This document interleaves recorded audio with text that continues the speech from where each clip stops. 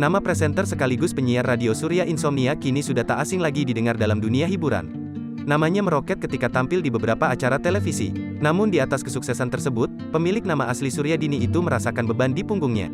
Bahkan dirinya tak menutupi adanya kekhawatiran dalam dirinya ketika namanya sudah mulai dikenal banyak orang. Kalau beban ia seiring naiknya karir seperti itu pasti ada kekhawatiran, kata Surya Insomnia di kawasan Tendean, Jakarta Selatan, Jumat, tanggal 1 April tahun 2022. Surya menambahkan jika seseorang telah dikenal banyak orang, tak bisa dipungkiri nantinya mereka diharapkan dapat memegang tanggung jawab sebagai publik figur.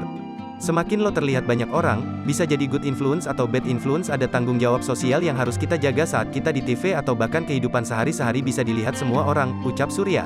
Kendati demikian, presenter yang terkenal dalam program acara Lapor Pak ini dapat belajar banyak dari pengalamannya sebagai publik figur yang tengah naik daun.